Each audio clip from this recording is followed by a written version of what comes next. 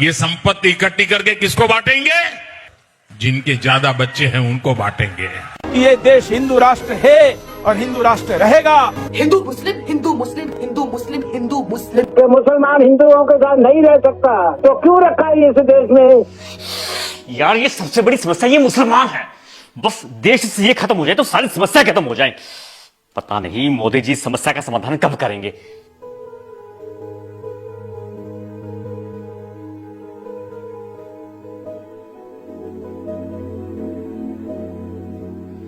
अरे अंकल, कितनी देर से देख रहा हूं आप बस टीवी में घुसे हुए हो। मैं इतनी देर से बैठा हुआ हूं, थोड़ा ध्यान मेरी तरफ भी दे लो, मुझसे भी दो बातें कर लो। अरे सॉरी बेटा, बस थोड़ा दिमाग आजकल गर्म रहता है, थोड़ा ध्यान नहीं रहा था। और सुनाओ, सब बढ़िया चल रहा है? हाँ सब बढ़िया अंकल, आप सुनाओ क्या बात है? काफी टेंशन में नजर आ रहे हो। बस बेटा क्या बताऊं, जैसे जैसे रिटायरमेंट नजदीक आ रही है घर की टेंशन बढ़ती जा रही है। पहले वाले कर्मचारियों की तरह हमें पेंशन भी नहीं मिलेगी। सोच रहा हूं आगे गुजारा कैसे होगा। छोटे वाले लड़के की फीस, रैंक भी इतनी अच्छी आई थी, हरियाणा के गवर्नमेंट इंस्टीट्यूट में नंबर भी पड़ गया था, लेकिन सरकार ने फीस को सालाना 50,000 से बढ़ाकर सीधे 10 लाख कर दिया। 4 साल में 40 लाख बताओ कहां से आएंगे। बच्चों ने धरने प्रदर्शन भी किए, तब जाकर फीस 30 लाख रुपए हुई, लेकिन 30 लाख भी कहां से लाएं? और बड़े वाला लड़का अंकल, वो भी तो दिल्ली है ना?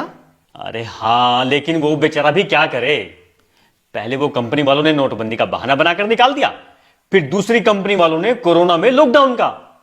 अब कुछ दिन पहले ही नई नौकरी मिली है, लेकिन कब तक प्राइवेट कंपनी को क्या भरोसा। हाँ ठीक है अंकल, वैसे थोड़ी मेहनत तो लगती है, अच्छा होता अगर किसी गवर्नमेंट जॉब की तैयारी करवा देते। अरे वो भी करवाई थी भाई, लेकिन आजकल गवर्नमेंट जॉब बची कहां है। 2 साल भर्ती का इंतजार करके फिर तभी तो प्राइवेट नौकरी पकड़ी है। हाँ चलो ठीक है। और आंटी की सेहत कैसी है अंकल, ठीक है ना? अरे कहां ठीक है। 3 दिन पहले शाम को घूमने जा रही थी, 2 बाइक वाले आए और गले के चेन छीन कर ले गए। बेचारी इतनी बुरी तरह गिरी है कि बस। क्राइम कितना बढ़ गया है आजकल, पता ही नहीं चलता कब कौन कहां किसको झपट्टा मार दे, किसको गोली मार दे। ऊपर से पुलिस कोई कार्रवाई नहीं कर रही। रिश्वत भी दे चुका हूं, फिर भी अब तक चोर नहीं पकड़े गए।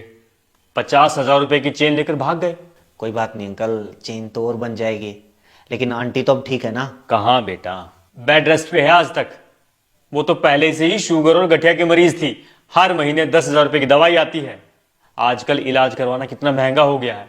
मैं खुद इस डर से बीमार नहीं होता कि इलाज का रुपया कहां से लाऊंगा। हाँ तो किसी गवर्नमेंट हॉस्पिटल में जाया करो ना अंकल। अरे गवर्नमेंट हॉस्पिटल में जब तक ओपीडी की पर्ची कटती है, उससे पहले तो मरीज की दुनिया से पर्ची कट जाती है। गवर्नमेंट हॉस्पिटल, गवर्नमेंट अस्पतालों में अगर फैसिलिटी होती तो हमें क्या शौक था इतने महंगे इलाज करवाने का। सही कहा। आजकल महंगाई इतनी बढ़ गई है कि मार्केट की तरफ मुंह करके सोने का मन भी नहीं करता। पेट्रोल डीजल ही देख लो, कितना महंगा हो गया है। अरे सिर्फ पेट्रोल डीजल क्यों, गैस सिलेंडर, दालचीनी, सरसों का तेल सब इतने महंगे हो गए हैं कि मैं तो ये सोचकर हैरान हो जाता हूं कि तुम लोग आगे चलकर कैसे काम चलाओगे। तुम लोग अपने बच्चों को कैसे पालोगे।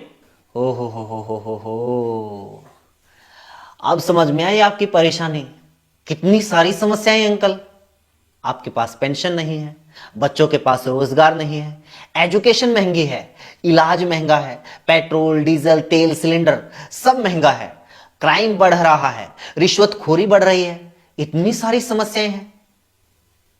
लेकिन इन समस्याओं में मुसलमान तो कहीं नहीं है अंकल। आप तो कह रहे थे कि सारी समस्या ही मुसलमान है। आपको पेंशन नहीं मिल रही मोदी की वजह से, बच्चों को रोजगार नहीं मिल रहा मोदी की वजह से, क्राइम बढ़ रहा है बेरोजगारी की वजह से, बेरोजगारी बढ़ रही है मोदी की वजह से, शिक्षा महंगी मोदी की वजह से, इलाज महंगा मोदी की वजह से, तेल सिलेंडर खाने पीने की चीजें महंगी मोदी की वजह से। बताओ आपकी समस्या मुसलमान है या मोदी? अरे बेटा इतना तो कभी सोचा ही नहीं। वो टीवी में तो सारा दिन। हाँ बिल्कुल अंकल, टीवी में यही दिखाया जाता है ताकि आप लोग कभी अपनी असली समस्याओं के बारे में, देश की असली समस्या के बारे में सोच ही ना पाओ, मोदी की नाकामियों के बारे में सोच ही ना पाओ, मोदी से कभी सवाल पूछ ही ना पाओ। इसलिए टीवी में यही दिखाया जाता है।